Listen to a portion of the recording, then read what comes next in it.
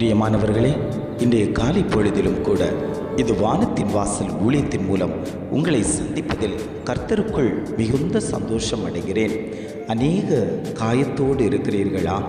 அநேகருடைய வார்த்தைகள், அநேகருடைய செயல்கள் என்னை காயப்படுத்தி கொண்டிருக்கிறதே.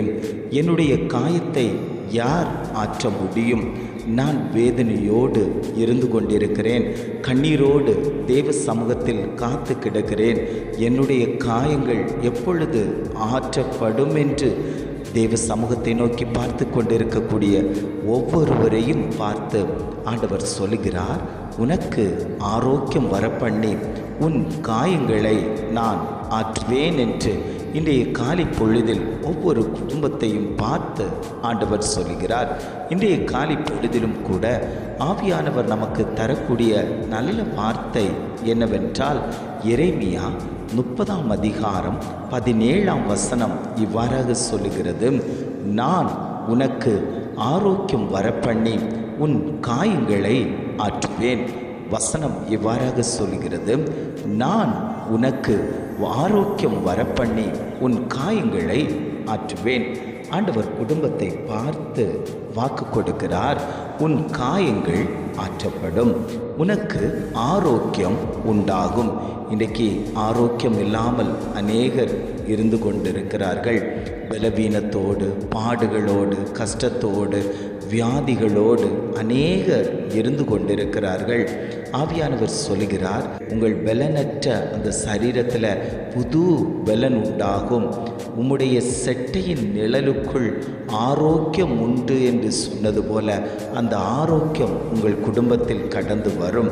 கடினப்பட்டு வேலை செய்து உழைக்கிற பணமெல்லாம் விருதாவாய் மருத்துவமனைக்கும் வேறு காரியங்களுக்குமாய் போய்கொண்டிருக்கும்போது நான் அதிகமாய் பிரயாசப்படுகிறேன், என்னுடைய காரியத்தில் ஒரு ஜெயம் இல்லையே, என்னுடைய வியாதியில் ஒரு மாற்றம் இல்லையேன்னு சொல்லி அநேகர் வேதனையோடு, பாடுகளோடு, வருத்தத்தோடு இருந்து கொண்டிருக்கும்போது ஆண்டவர் சொல்லுகிறார், உங்களுக்கு ஆரோக்கியத்தை நான் கொடுப்பேன், உங்களுடைய காயங்கள் கட்டப்படும், நீங்கள் பலன் உள்ளவர்களாய் இருப்பீர்கள் என்று ஆவியானவர் குடும்பங்களை பார்த்து அவர் பேசிக்கொண்டிருக்கிறார்.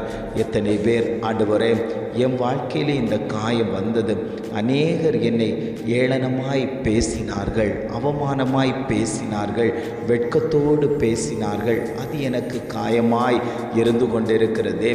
என்னுடைய சொந்தங்கள் என்னை காயப்படுத்தினார்கள், என்னுடைய நண்பர்கள் என்னை காயப்படுத்தினார்கள், என் தொழிலில் நான் காயப்பட்டிருக்கிறேன், என் வேலை ஸ்தலத்தில் நான் காயப்பட்டிருக்கிறேன். இப்படி அநேக காரியங்களில் காயத்தோடு அனுதினமும் வாழ்க்கையை நடத்தி கொண்டிருக்கக்கூடிய உங்களை பார்த்து ஆண்டவர் சொல்கிறார், நான் உன் காயங்களை ஆற்றுவேன், நான் உனக்கு பலன் தந்து உன் காயத்தை ஆற்றி உனக்கு ஆரோக்கியத்தை கொடுப்பேன் என்று ஆவியானவர் திட்டமும் தீர்மானமுமாய் குடும்பங்களை பார்த்து அவர் பேசிக்கொண்டிருக்கிறார்.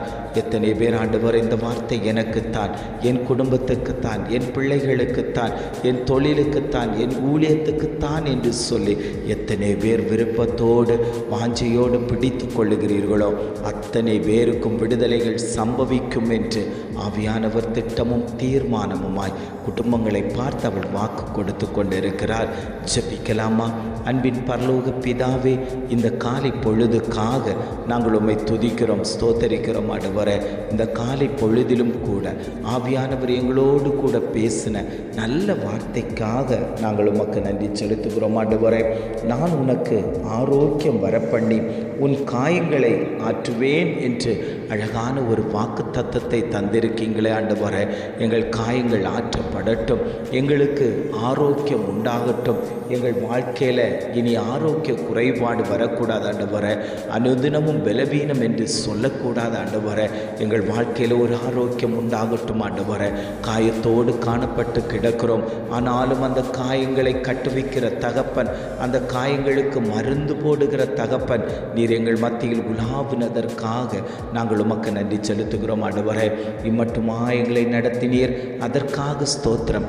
இனியும் நீர் எங்களை நடத்தும்படியாய் நாங்கள் ஜெபிக்கிறோம். ஒவ்வொரு காரியத்திலேயும் தேவனுடைய கரம் வைக்கப்பட்டு விட்டதற்காக ஸ்தோத்திரம் ஆண்டவரை. இதை கேட்டுக்கொண்டிருக்கக்கூடிய ஒவ்வொரு குடும்பத்தையும் தேவன் பலப்படுத்தும்படியாய் நாங்கள் ஜெபிக்கிறோம். எங்களை தாழ்த்தி தருகிறோம். துதி கன மகிமை எல்லாம் உமக்கே செலுத்துகிறோம். மீட்பர் இயேசுவின் மூலம் ஜெபம் கேளும் நல்ல பிதாவே. ஆமேன், ஆமேன்.